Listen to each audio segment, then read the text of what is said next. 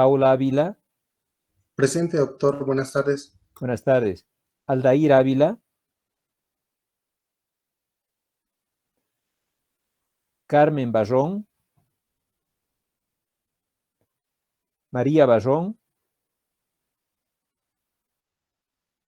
Buenas tardes. Enzo Benavides. Nicole Berríos. Presente, doctor. Noemí Bolívar. Presente, doctor. Maya Bustamante. Ailín Calderón. Eva Chávez. Raquel Chuca. Jael Copa. Presente, doctor. Zaida Cruz. Presente, doctor.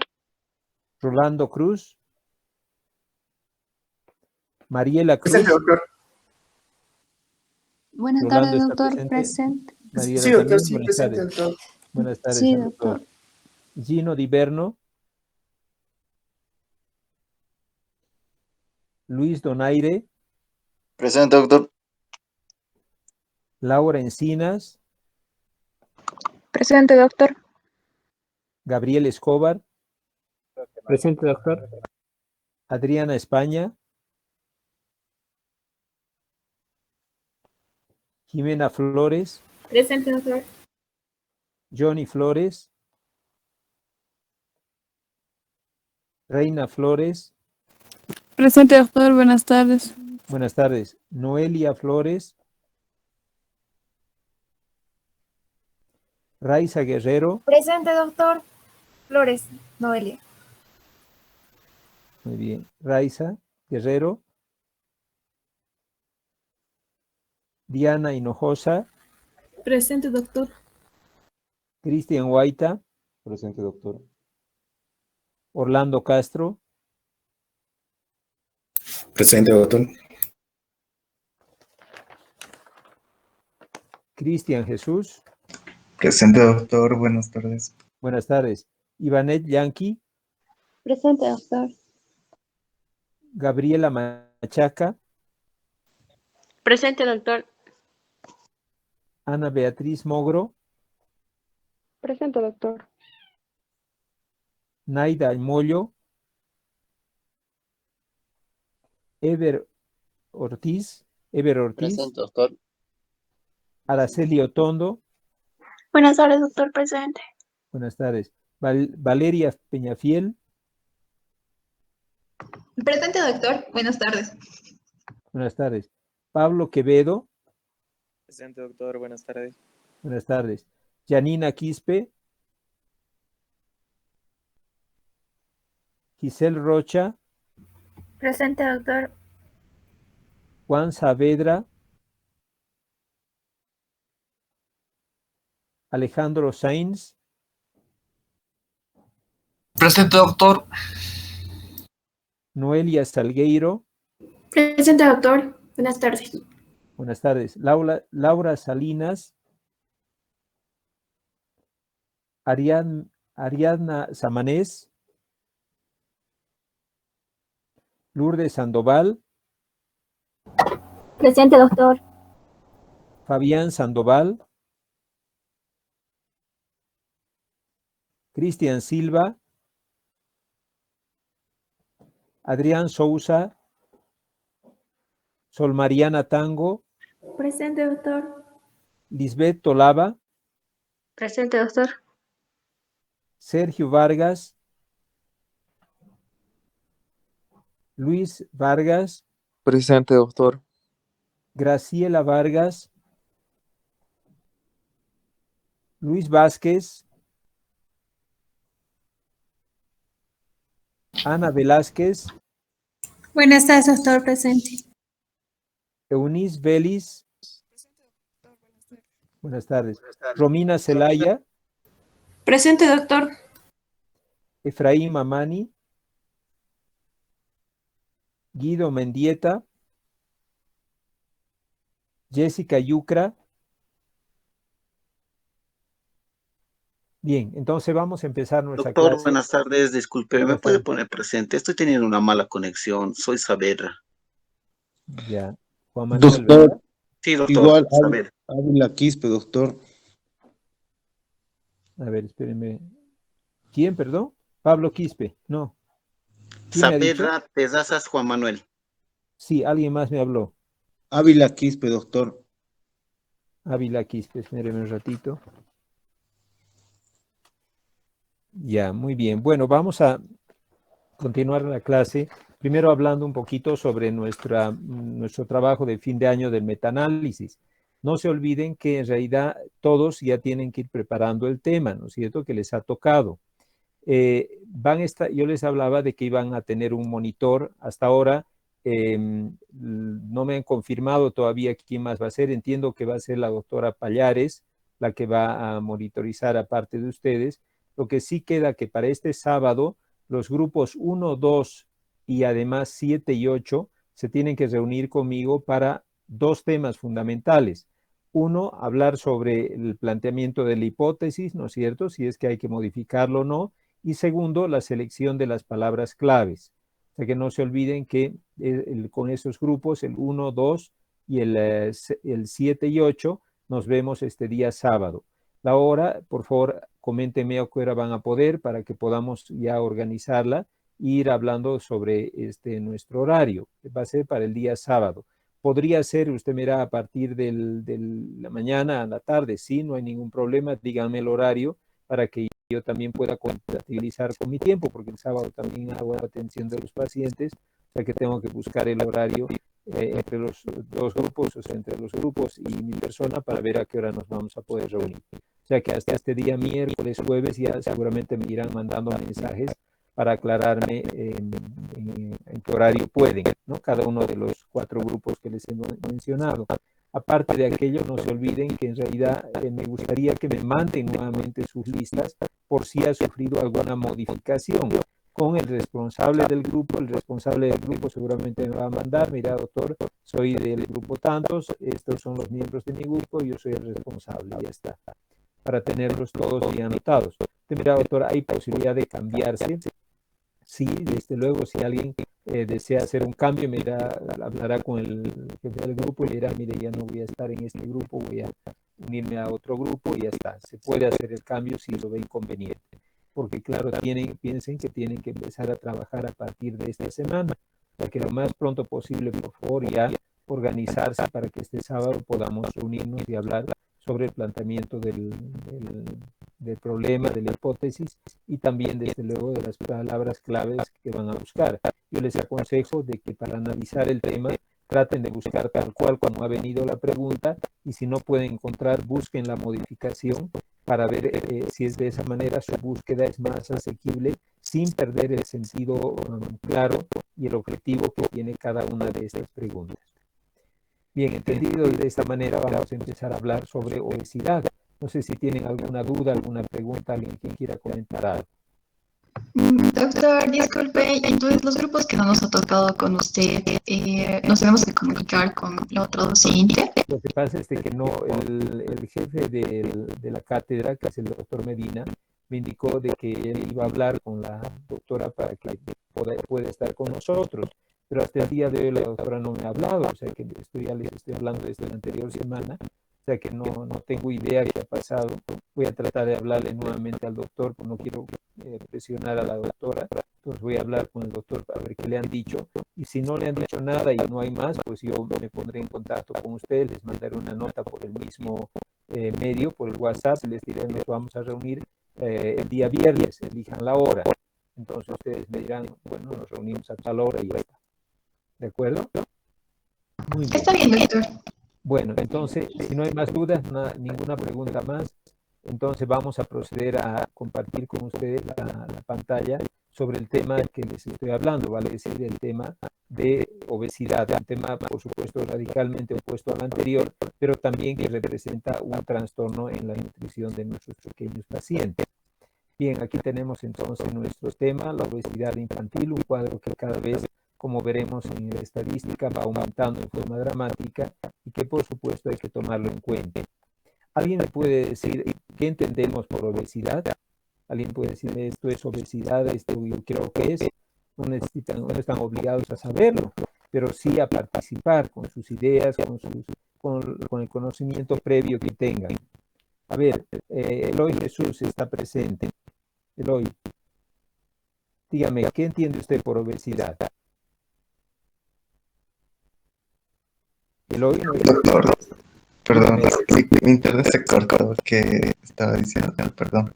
le decía, ¿qué entiende por obesidad? ¿Qué concepto tiene usted de la obesidad? Ya, a ver, obesidad es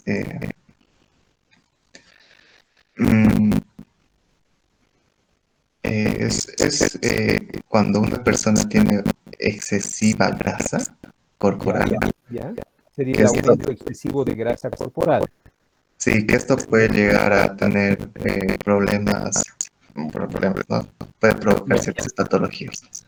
Ya, de acuerdo. Entonces sería el exceso de grasa corporal.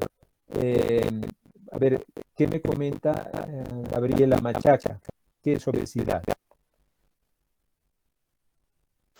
Doctor, yo entiendo por obesidad que es un trastorno o una enfermedad que igual es por excesiva grasa a nivel de todos los órganos, a nivel del cuerpo. Ya, o sea, concuerdan entonces con Eloy, que habla que la obesidad, igual que Gabriela, es el exceso de grasa corporal, ¿no es cierto? Mucha grasa en el cuerpo. Ahora, ¿qué opina al respecto José Ortiz? José Ortiz. Sí, doctor. Yo opino que es el exceso de grasa corporal. De acuerdo. Ya, mire, casi todos concuerdan, entonces, José, igual que sus compañeros, con que obesidad es el aumento excesivo de la grasa corporal, y realmente, como ven en el concepto, es ese criterio, ¿no es cierto? Es que en el cuerpo se ha acumulado excesiva cantidad de grasa y el niño está pues obeso, el adulto también tendrá que tener la misma connotación, ¿no es cierto? Mucha grasa corporal, no solo una grasa subcutánea, sino también probablemente visceral, va a generar esa tendencia a lo que denominamos obesidad. Evidentemente es un concepto interesante, pero ¿habrá forma de probar que el niño tiene excesiva cantidad de grasa corporal?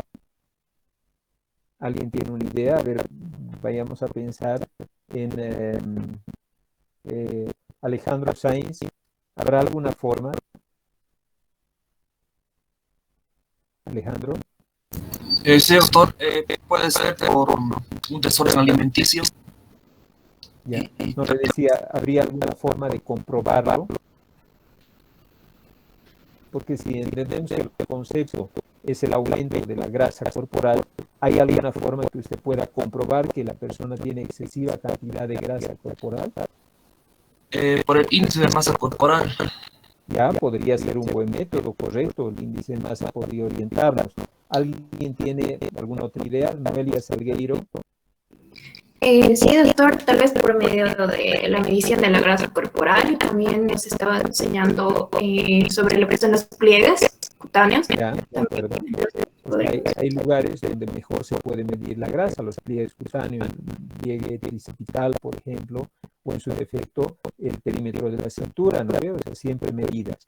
Hay otras técnicas, por ejemplo, como la impedanciometría, que también, o la densitometría, que pueden medir la densidad de los tejidos y así darse cuenta de si hay excesiva cantidad de grasa corporal, o la impedanciometría, transmitir una corriente eléctrica y ver cómo la grasa, que tiene una conducción diferente de la corriente, medirla, qué cantidad tiene. O sea, hay métodos mucho más claros para poder medir. Sin embargo, los más prácticos obviamente son las dimensiones corporales, pero también, desde luego, los más inexactos. Pero hay que considerar que hay varias formas de hacerlo, ¿no? Y entendemos que es multifactorial, o sea, hay muchos factores que pueden incurrir en la obesidad. ¿Qué idea tiene, por ejemplo, Romina Zelaya, sobre las causas de la obesidad? ¿Podría usted marcarme alguna causa? Bueno, doctor, podría ser tal vez estilos de vida, mala alimentación. Los estilos de vida podría ser. ¿A qué hace referencia con el estilo de vida? Principalmente a la alimentación, doctor, y a la falta de ejercicio, tal vez. Ya dos elementos muy centrales, la falta de ejercicio y una alimentación inadecuada. ¿Qué otro factor podría estar relacionado con esta obesidad? Lisbeth Tolava. Lisbeth, ¿algún otro factor? Podría ser alguna alteración a nivel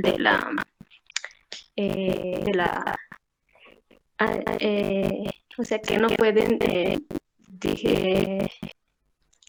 ¿cómo diría? Como alteración secundaria de algunas enfermedades, como sería el hipotiroidismo, no pueden.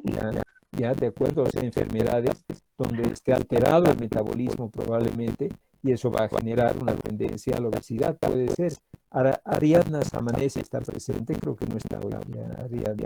No estaba Ariadna. Vayamos a pensar en Valeria Peñafiel. ¿Alguna idea sobre alguna causa que genere esta obesidad? Hemos hablado de dieta, ejercicio, problemas endocrinológicos, nos decía la compañera. ¿Algún otro? Podría ser igual el síndrome metabólico. Ya, ¿sería eso que va a causar la obesidad o la obesidad causa el síndrome metabólico? Bueno, sí, la obesidad causaría. Ya, y algo que tal vez igual la genética. Ya, alteraciones genéticas, o sea, habrá familias que puedan tener obesidad. Puede ser, es un factor causal. Como ven ustedes, parece multifactorial, o sea, parece que hay muchos factores que van a ser los condicionantes, según ustedes mismos lo decían, de la obesidad. No solo hay un factor, sino que hay múltiples causas. Y podría ser, por supuesto, una alteración que tiene que ver con la dieta, con el ejercicio, con la genética, con enfermedades del niño, es decir, muchas características que pueden generar aquello. La prevalencia es muy significativa, el 30% de la población menor de 5 años tiene obesidad. O sea, es excesiva la cantidad de niños que están con problemas de sobrepeso y obesidad. Por lo tanto, es algo que realmente preocupa, alarma por el impacto que tiene en la salud de los niños.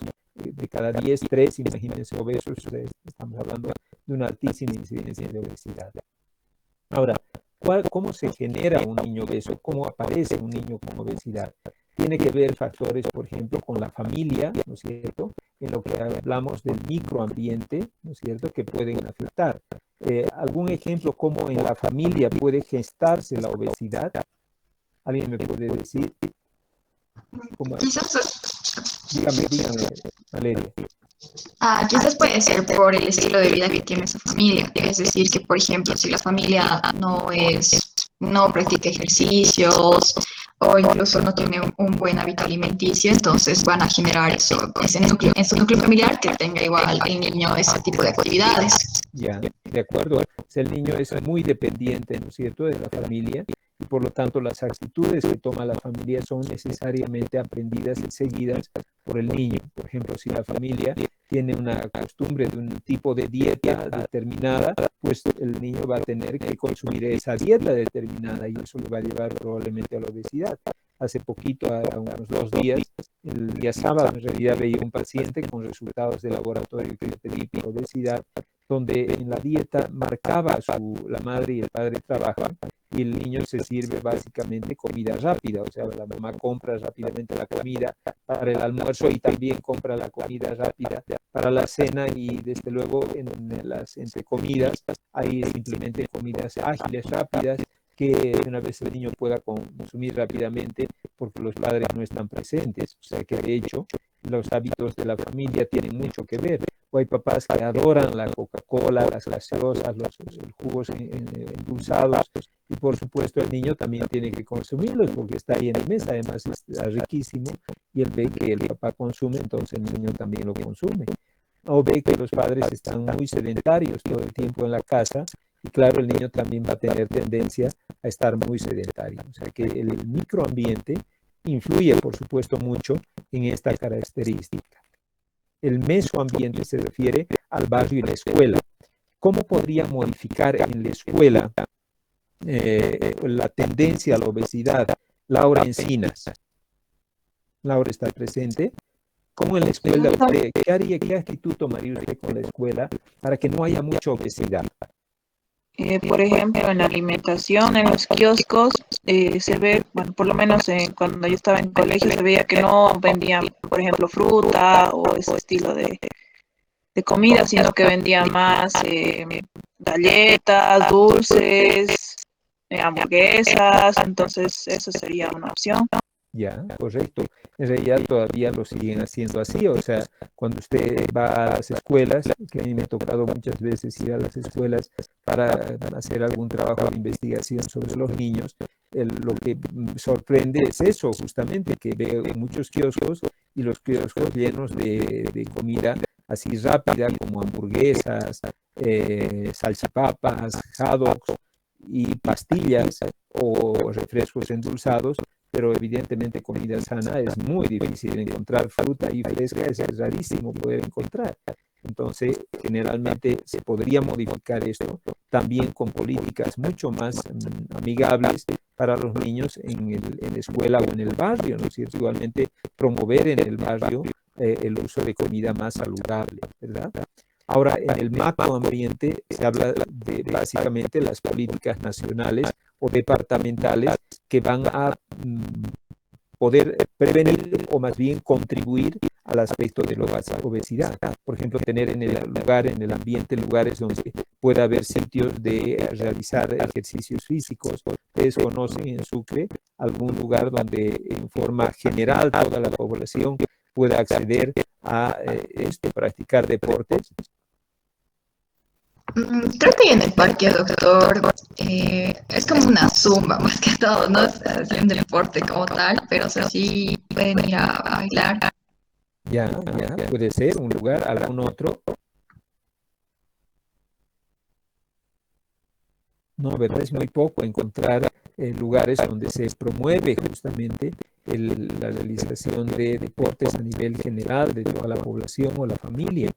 O sea que tampoco hay, digamos, aparentemente una política nacional orientada o encaminada a el cuidado de la dieta y el cuidado, por supuesto, de la salud a través del ejercicio y de la concientización de la población. O sea que evidentemente son elementos que tienen que ver en la génesis del niño obeso y, por supuesto, situaciones en el propio niño, ¿no es cierto? Algunas enfermedades o algunas características que hagan que también la característica del niño mismo le lleve a la obesidad.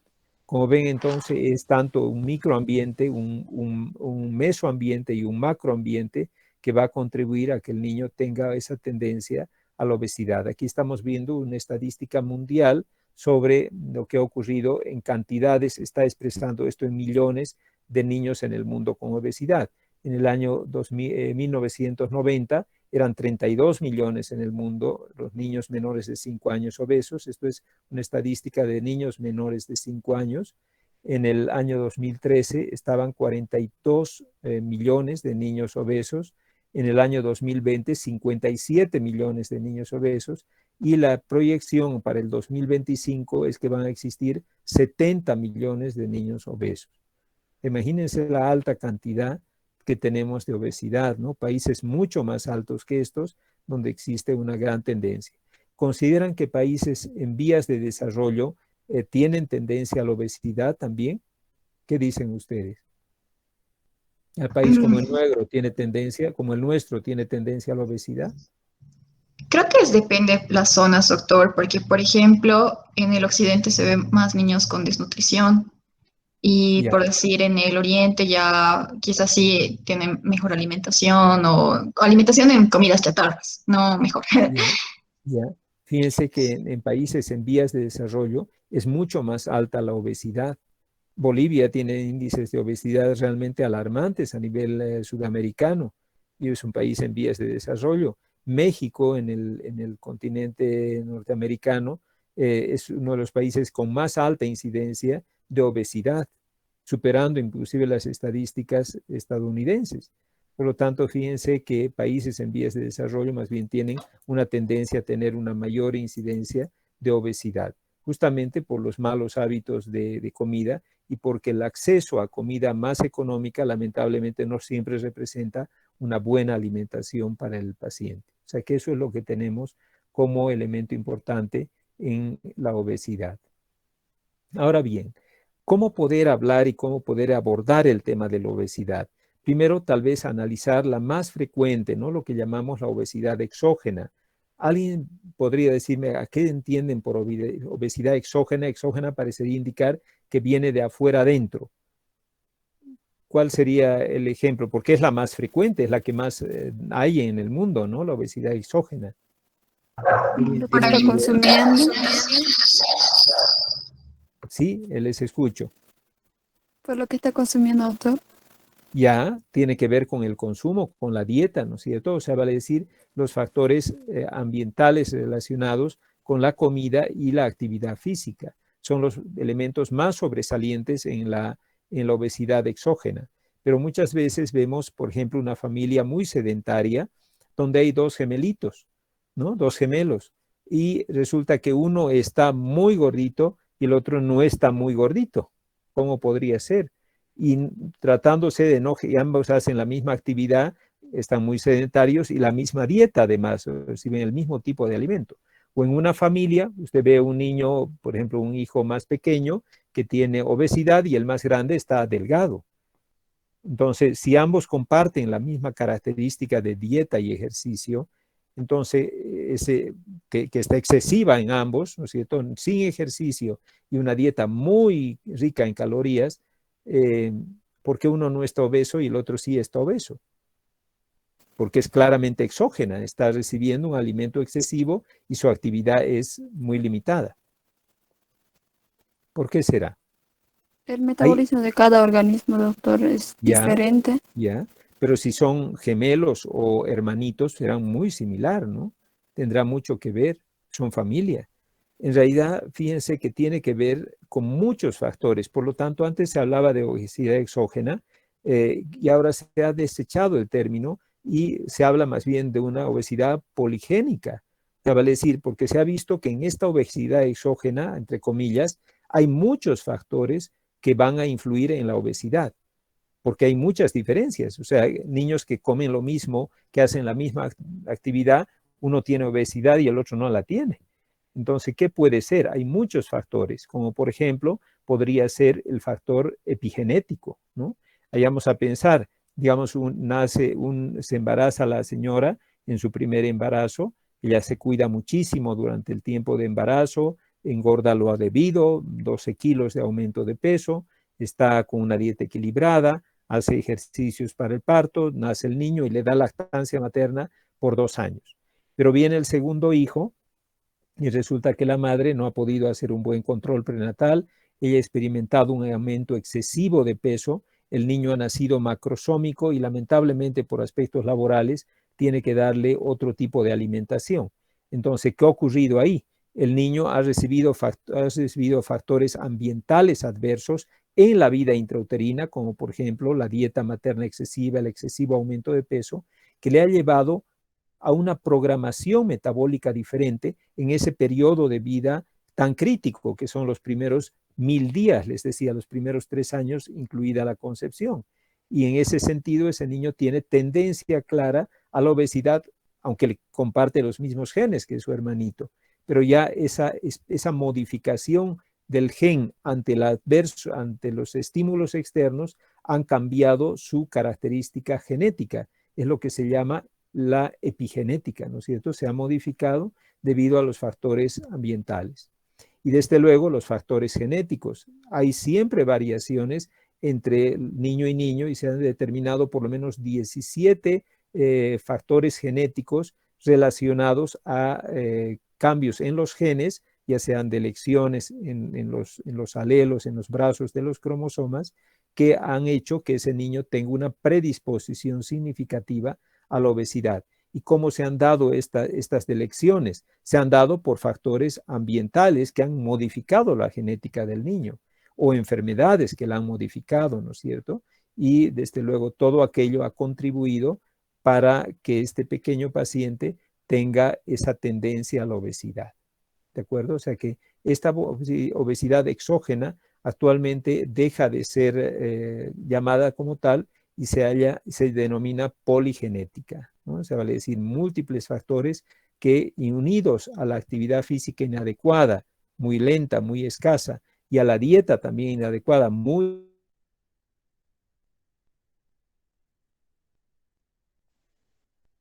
con obesidad. ¿Algún comentario hasta aquí?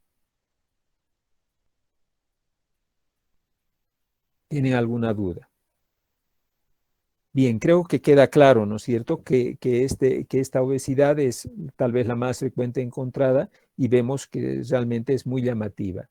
Aquí tenemos otro tipo de obesidad que es ya la monogénica.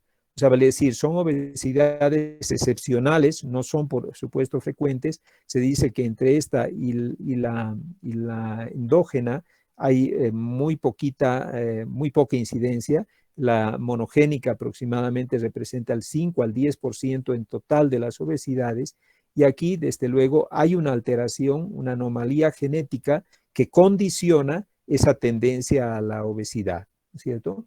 Esta anomalía genética puede ser a nivel central, ¿no es cierto?, hipotalámica, o puede ser a nivel periférico, inclusive en el mismo hepatocito, que va a condicionar los problemas de obesidad. Básicamente en una alteración desde el eje de la célula hepática, o sea, de la célula grasa, hasta el hipotálamo, ¿no es cierto? Lo que se llama el eje leptina y cortisona. Estos son los dos elementos que participan activamente en este tipo de obesidad monogénica. Cuando hablamos de una alteración básicamente en el hepatocito, entonces ahí hablamos con la alteración de la leptina, ¿no es cierto?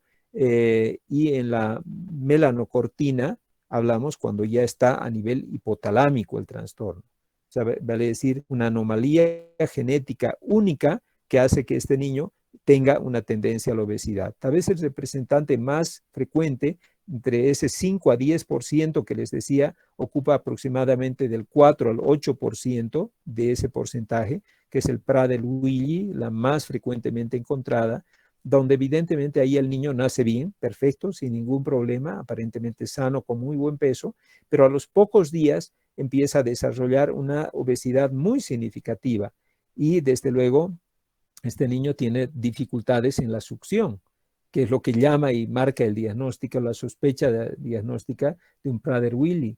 Esta es una obesidad relacionada con el eje central, con el eje hipotalámico del trastorno, donde evidentemente este paciente a la larga, a medida que va pasando los días, va engordando excesivamente y desde luego ya cuando tiene una edad más significativa llama muchísimo la atención el hambre intensa que tiene con alteraciones en su desarrollo psicomotor. Se va retrasando paulatinamente en su desarrollo y de esa manera va a desarrollar esta característica de obesidad monogénica. Y el tercer tipo de obesidad, aquella que es secundaria alguna o endógena pura, digamos así llamada, que se debe a alguna alteración hormonal que va a generar la obesidad. Tal vez el ejemplo más característico de este tipo es el hipotiroidismo, ¿no es cierto? Los niños que han desarrollado un hipotiroidismo que tienen una tendencia muy significativa a la obesidad. Fíjense que recuerdo un pacientito hace bastante tiempo ya, ahora tiene ya 3 añitos el bebé. Lo recibí cuando estaba recién nacido, acababa de nacer. La mamá me lo trajo a los 10 días de vida. Me trajo al pequeño porque ella notaba de que el pequeño no podía succionar bien. Me dice, doctor, le cuesta agarrar el pecho y no sé qué le está pasando a mi niño. Llora y no puede agarrar bien el pecho, tiene dificultad. Cuando vi al niño me llamó la atención su boquita, que tenía una marcada macroglosia, un noté muy macroglósico, y desde luego el niño, pese a que no recibía mucho alimento, se veía bastante gordito. Le pregunté a la mamá con qué peso nació. La madre me decía que había nacido con un peso de 3,5 kilos, un excelente peso para su edad, y aparentemente un parto normal. Le pregunté si le habían hecho las pruebas de screening neonatal tradicional y me dijo que no le hicieron porque la señora procede de Potosí y allá no se hace, todavía no se hace. La prueba a nivel privado sí se está haciendo, pero a nivel sistemático a todos los recién nacidos no se hace el screening neonatal en la prueba del talón.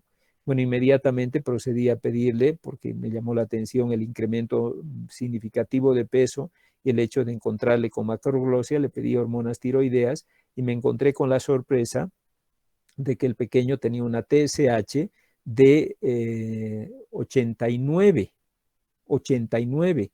de un valor altísimo, es un valor impresionante. Normalmente la TSH en casos de hipotiroidismo sube hasta 5 o 6, pero 89, una cifra realmente muy sorprendente. Y tenía ausencia de T4 libre y T3, o sea, prácticamente no había hormonas. ¿Qué diagnosticarían ustedes con esto? Un hipotiroidismo, pero por el eje hipotálamo-hipoficiario, porque hay disminución de la ¿Cuál sería? TSH. ¿Un hipotiroidismo central o periférico? Sería periférico porque hay aumento de la producción de la TSH. Ya, o sea, es claramente periférico. Inmediatamente solicité una ecografía tiroidea y ¿qué creen que encontré? No tenía tiroides, tenía una agenesia tiroidea. O sea, un recién nacido con un hipotiroidismo congénito debido a una agenesia tiroidea. Desde entonces instituimos rápidamente el tratamiento de levotiroxina por vía oral al pequeño en forma rápida, porque mientras más días van pasando, se va empeorando el pronóstico. Ya nos preocupó la edad del pequeño, ya tenía 10 días, se había perdido 10 días desde su nacimiento. Al momento que recibí las pruebas tenía 11 días y empecé el tratamiento hormonal tiroideo a dosis de 10 microgramos por kilo, es una dosis altísima. Ustedes van a poder ver pacientes con hipotiroidismo, personas de 50 años que están recibiendo 50, 100 microgramos, y este niño es como si estuvieran dándole más o menos, imagínense, a 10 miligramos kilo, como 500 microgramos de levotiroxina, o sea, una cantidad impresionante, y pese a eso nos costó bajar los niveles de TSH hasta más o menos unos 2 meses. El niño empezó a tener un leve retraso psicomotor. Actualmente la niña tiene 3 años de vida, habla ya, está mucho mejor dentro del punto de vista motor. El control de peso me ha costado controlarlo porque todo ese tiempo iba engordando y engordando y engordando y no crecía. Ahora felizmente ya está, yo diría ya prácticamente normal la pequeña, tiene 17 kilogramos, está con 3 añitos. Debería estar en 15, está todavía un poquito más allá, pero dentro de parámetros normales, y ha logrado un buen crecimiento. Tiene 3 añitos la pequeña y está actualmente con 94 centímetros. O sea que está bastante bien, está yendo bastante bien, neurológicamente se la ve bien, su desarrollo psicomotor está muy mejorado y cada vez que la veo respiro un poco más tranquila, porque claro, siguen viviendo en Potosí, o sea que me es un poco difícil verla. Cada 2 meses generalmente me la trae, y he podido felizmente hacer un control con el endocrinólogo infantil que ya tenemos felizmente en Sucre, y él ya se ha hecho cargo de la parte endocrinológica de mi paciente y veo que está mejorada, está bastante bien. Todavía recibiendo una alta dosis de hormona, pero claro que además la va a recibir de por vida, ¿no? Pero está siguiendo un buen control. Como ven, entonces es tal vez el más frecuente de esta obesidad secundaria, aunque podrían ser también hipotalámicas, ¿no es cierto?, las causas, o podrían ser por deficiencias de hormona de crecimiento con connotaciones, por supuesto, diferentes, o el hiperinsulinismo neonatal, que es otro elemento que también vemos como causal secundario de la obesidad. Entonces, una forma frecuente también de obesidad. ¿Alguna pregunta que tengan en esta obesidad secundaria? Doctor, disculpe, en caso de que, por ejemplo, nos decía que esta niña presentaba niveles altos de TSH, ¿no se puede correlacionar esto con problemas neurológicos? ¿O eso va a depender del tiempo en el cual encontremos, digamos, el cuadro? En realidad puede llegar a tener problemas neurológicos, pero no porque tenga una TSH alta. La TSH más bien es un elemento compensador de su problema hipotiroideo, pero sí el hecho de encontrarla con una deficiencia tan significativa, 0 de hormonas tiroideas, conlleva un gravísimo riesgo de daño neurológico irreversible. Recuerden ustedes que el hipotiroidismo congénito no tratado está relacionado con el cretinismo endémico, un retardo mental severo, o sea, una microcefalia en el paciente, o sea, no crece nada el cerebro y hace un retardo, no se llegan a parar, no llegan a caminar, no llegan a hablar, apenas pueden alimentarse, muchos de ellos con sonda, porque no han perdido el desarrollo como para masticar o deglutir. O sea, son realmente niños con un retraso profundo en su desarrollo psicomotor. Esta niña, gracias a Dios, logramos agarrarla al 11º día de vida ya con tratamiento. Costó recuperarla y yo creo que por eso ha habido un poquito el retraso que ha tenido, pero al final lo hemos logrado porque daba temor a aumentar más las dosis, ¿no? Decía, ya está bajando un poco más de espera y al final ha logrado bajar y controlarse. Pero sí, evidentemente pueden llegar a dejar problemas neurológicos severos. Acuérdense que el tiempo promedio en que una persona, un padre, puede darse cuenta del hipotiroidismo de su hijo es generalmente al 4º mes de vida y el médico generalmente al 3er mes. Por lo tanto, eso ya marca el daño irreversible que tiene el paciente cuando se llega al diagnóstico de un hipotiroidismo congénito. Está bien, doctor. Gracias. Muy bien. Hay otros problemas que también pueden dar. Por ejemplo, una obesidad de tipo hipotalámica. ¿Qué nos va a dar? El paciente no solo va a tener una tendencia a la obesidad, sino también, desde luego, una tendencia a la pérdida de calcio a nivel óseo, ¿no es cierto? Y el raquitismo, las deformidades óseas son muy significativas, al igual que en niños con deficiencia de hormona de crecimiento. O sea, como ven, hay muchas causas. Aquí habla de una obesidad iatrogénica. ¿Habrá alguna obesidad de ese tipo?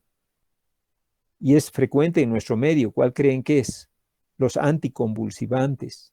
El ácido valproico, por ejemplo, que es muy comúnmente usado como anticonvulsivante en nuestro medio, está enormemente asociado con problemas de obesidad y es iatrogénica. Pues es el uso obligado, por supuesto. Usted me dirá, doctor, no tiene alternativa, ¿no? No tiene alternativa, pero evidentemente, como probablemente no he podido medir niveles sanguíneos, ha generado este anticonvulsivante una tendencia muy marcada a la obesidad, ¿no es cierto? Esa es una característica que también debemos siempre recordar.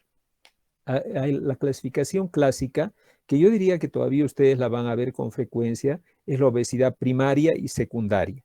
Primaria, o sea, aquellos factores genéticos o epigenéticos que han contribuido a la obesidad, o sea, vale decir, podría corresponder esta primaria a esta primera obesidad que les he hecho entender y hemos hablado de ella, que era la obesidad exógena, ¿no es cierto? Podríamos llamarla como obesidad primaria. Ahí están los factores genéticos, epigenéticos, los factores ambientales también, donde está obviamente aquello de la actividad física, la ingesta inadecuada de alimentos y desde luego otros como la familia, los hábitos de la comunidad, etc.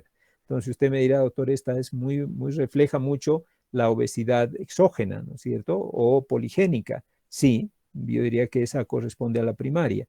Y la secundaria tiene que ver con estas dos últimas, ¿no es cierto? Problemas hormonales de distinta índole, o la monogénica, que son problemas básicamente en los genes, características de malformaciones o de síndromes como el Prader-Willi, que va a generar esta obesidad, que se relaciona con los genes, y ahí está el Prader-Willi que les comentaba, con lesiones hipotalámicas, como hemos hablado también, tumores, por ejemplo, hipotalámicos, y las causas endocrinológicas, que es la última, vale decir la secundaria, donde están todos estos elementos que van a generar, y ahí está el ejemplo nuestro del hipotiroidismo congénito, que va a generar, por supuesto, la obesidad. ¿Alguien me puede decir qué son los disruptores endocrinos y la obesidad? ¿Alguien tiene una idea de los disruptores? Que de esto se habla actualmente mucho.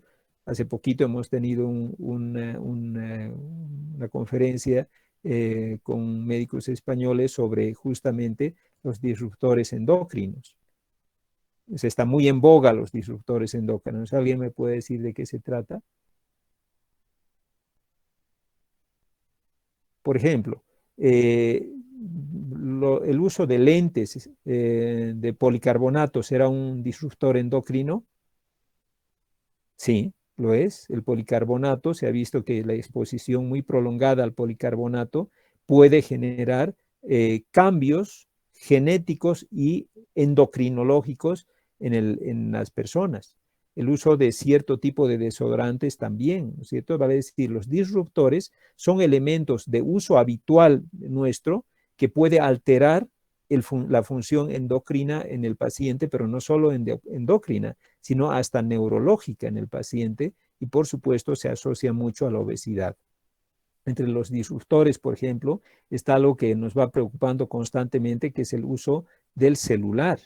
Ustedes van a ver niños pequeñitos que están con el celular prendido así, ensimismados, o sea, niños de 6 meses de vida, 6 meses, aún todavía no se sienta, y se molesta cuando lo estamos revisando, el papá le pone el frente el celular con dibujos animados y el niño se queda tieso viendo los dibujos animados. Eso puede cambiar su característica genética. Los protectores solares están muy asociados como disruptores endocrinos, o sea, hay una serie de elementos, una lista muy larga, y ustedes pueden tener acceso a ella.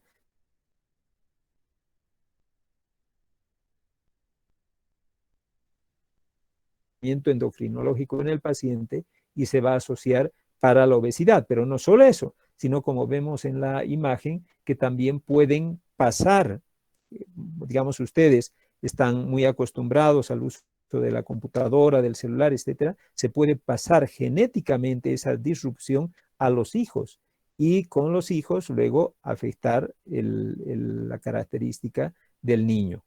O sea, vale decir, nuestros hijos pueden tener el efecto de lo que nosotros hemos hecho de jóvenes. O sea, que fíjense qué importante es considerar estos disruptores también. Estos son los sitios donde se puede producir el trastorno, ¿no es cierto? Puede estar a nivel hipotalámico, porque recuerden que en nuestro centro hipotalámico tenemos centros del hambre y de la saciedad, ¿no es cierto?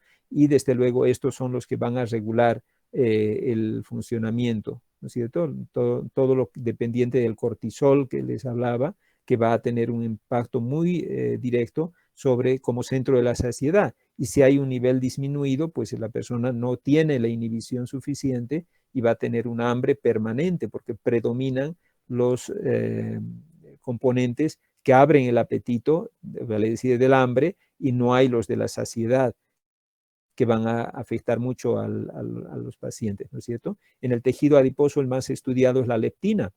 La deficiencia de la leptina o de receptores a nivel hipotalámico de leptina también están muy asociados a la obesidad, ¿verdad? Es algo que permanentemente lo han ido viendo. Ahora, el efecto es este que estamos viendo aquí, ¿no es cierto? Hay una sobrealimentación, va a generar, por supuesto, una proliferación, una multiplicación, aquí está la célula precursora del adipocito, una multiplicación de la célula. El adipocito va a sufrir un proceso de hiperplasia, pero también de hipertrofia. Y eso va a generar, por supuesto, que al haberse acumulado ya el tejido celular subcutáneo con estas células gigantes de grasa, ¿qué van a hacer? Van a tener que migrar hacia otros órganos, como por ejemplo el hígado, el músculo, el nivel del sistema nervioso central, afectando ya y conocidos como grasas viscerales. ¿Qué efecto van a tener? Si se acumulan en el hígado, ¿a qué nos van a llevar? Hígado graso. El hígado graso. ¿Y luego a qué? A la cirrosis, ¿no? A la cirrosis hepática, a la falla hepática. Y así sucesivamente en distintos órganos que los iremos viendo en detalle porque acabo de ver mi reloj y me he dado cuenta que ya estamos un poquito atrasados. Entonces no se olviden, aquí vamos a quedar y ya creo que vamos a terminar en nuestra siguiente clase el tema de obesidad, que es un tema por supuesto muy apasionante, muy bonito para tomarlo en cuenta, y no se olviden por favor organizarse bien en sus grupos, hablen entre compañeros, conversen si realmente van a trabajar o no lo van a hacer, y si no lo van a hacer, pues algunos dirán, no, yo no quiero trabajar, no voy a hacer este trabajo, por favor exclúyanme del grupo, y ustedes me van a mandar hasta el día miércoles, no se olviden, la lista definitiva de los grupos, solo el representante del grupo, por favor, para no tener demasiados mensajes, solo voy a tener de los 8 grupos que están presentes, y los que no están en grupo, seguramente me hablarán, me dirá, doctor, no tengo grupo, por favor cámbieme o póngame en algún otro grupo para que yo los distribuya en los grupos que están más vacíos. No se olviden que lo ideal es que en cada grupo no haya más de 8 personas y no menos de 4, sería lo deseable. Y usted mira, doctor, ya somos un grupo antiguo de que somos 10, ¿podemos permanecer los 10? Sí, pueden permanecer los 10 porque es un grupo antiguo, pero los grupos nuevos que se van a formar, procuren que no sean más de 4, más de 8 y menos de 4, que no sean menos de 4. que estén entre 4 y 8, quiero decirles. Bien, que les vaya bien, que tengan un bonito fin de día y nos vemos entonces el día jueves. O el día miércoles, perdón, el día miércoles en nuestra clase. Que les vaya muy bien. Está bien, doctor, gracias, hasta luego. Hasta luego. Hasta luego, doctor. Hasta luego. Hasta luego. Hasta luego.